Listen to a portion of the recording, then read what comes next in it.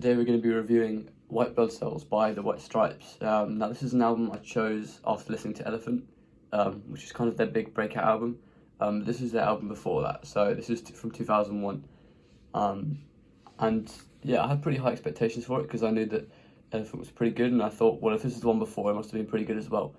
And well, let's see. So it does have some amazing tracks in it, well, Fall in Love with the Girl is kind of like the main track off here. But it's got Dead Leaves in the Dirty Ground as the other single, and then I think We're Gonna Be Friends. That was a music video as well. So those are kind of the three singles, most popular tracks, and I think they're all very good. But then my first impressions of the album was that I think it sounded pretty cool. It sounded very raw, kind of like Elephant. They have similar sounds, and yeah, it seemed very simple. And I thought I'd give it some time. But then kind of as I listened to it more, I realised that the songwriting wasn't really actually that good. So Hotel Yorba, I never really liked that. I thought it was a bit of a joke song, to be honest.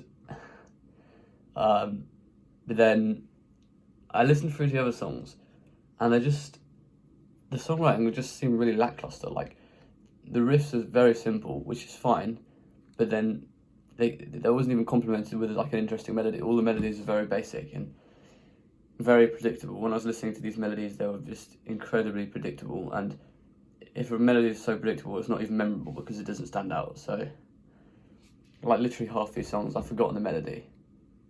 And then there's exceptions. I like Now Mary quite a lot. This Protector I ended up liking after a few listens. And Finding It Hard to Be a Gentleman, I enjoyed Finding It Harder to Be a Gentleman.